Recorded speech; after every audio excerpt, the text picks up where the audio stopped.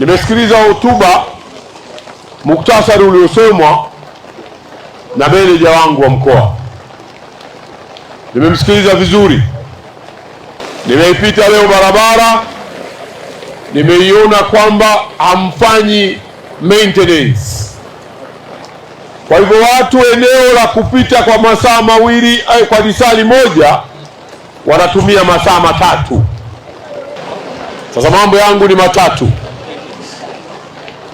Kwa viongozi kutoka wizarani niliofuatana nao wote, simameni pale na TANROADS.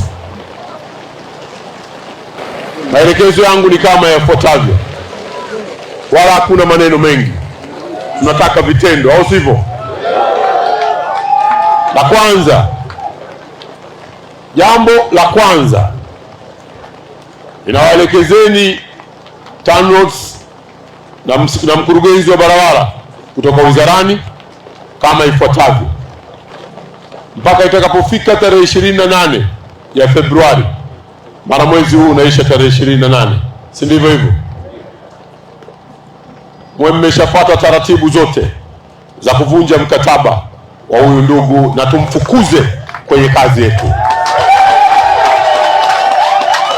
Ikifika tarehe 28, mwe mmeshafuata taratibu zote za kumfukuza kazi kibarua huyu ambaye tulimwajiri afanye kazi ya kujenga Kyerwa mpaka Umurushaka. Hilo ni jambo la kwanza.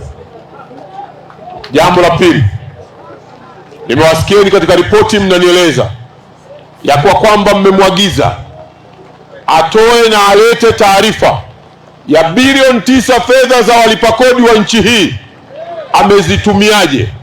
Nami nataka ripoti hiyo ili vyombo vya dola viweze kufanya kazi yake, na ikiwa kama wamechukua fedha zetu wakazitumia kwa maana nyingine ya kuzitumia, tutawachukulia hatua kali sana, ikiwa ni pamoja na kuwafikisha mahakamani waende wakajibu mashtaka ya uhujumu wa uchumi wa taifa letu.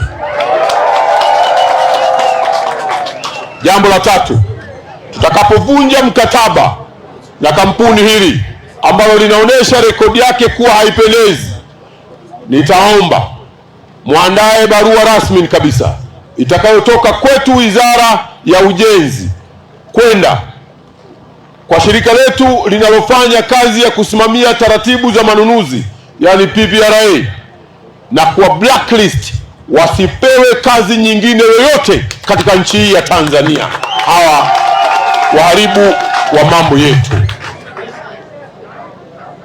Nimetoa maelekezo na maagizo yote hayo yafanyike katika muda wa siku zisizozidi 28, kwa maana ya mwezi mmoja. Mwisho, wako wasimamizi wa huu mradi, na wenyewe mwakague kama wamefuatiliza vizuri taratibu zote zinazohusu mawasiliano, zinazohusu kumsimamia mkandarasi, na wao ikiwa hawakuchukua wajibu wao vizuri. Na hii nakupeni onyo, wataalamu wangu wote wa TANROADS nchi nzima, mnapokuwa mnasimamia miradi, ikiwa kama mkandarasi ni mzembe, hakuna kucheka naye. Hakikisha unafuata taratibu za kimkataba.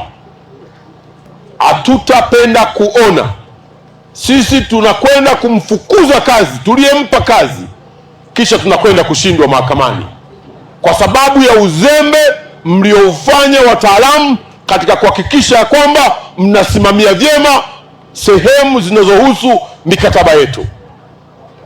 Na kama tutathibitisha na kuona jambo la namna hiyo, mathalan katika mkataba huu wa Kyerwa Umurushaka mkakosea, na ninyi tutawaingiza katika makosa ya ukihujumu ya uchumi wetu.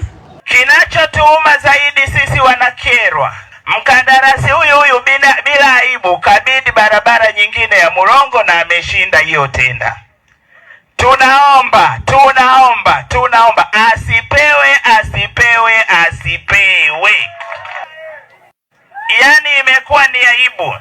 Nilikuwa nawaambia nilipokutana nao, hata jana nilikuwa na mazungumzo nao kwa barabara za miradi ya TACTIC za TARURA. Wamechukua fedha, wamechukua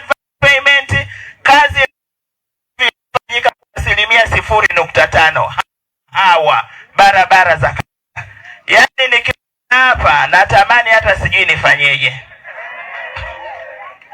Mheshimiwa Waziri, kwa sasa mkandarasi anatekeleza ujenzi kwa gharama ya shilingi bilioni 94.3 kwa maana kilomita zote 50 kwa kiwango cha lami, na mpaka kufikia sasa hivi mkandarasi ameweza kuleta sehemu ndogo tu ya mitambo kwa maana ya 28% ya mitambo yote inayotakiwa, lakini pia ameweza kuleta wataalamu wanaotakiwa kusimamia mradi kwa 72.7 pekee.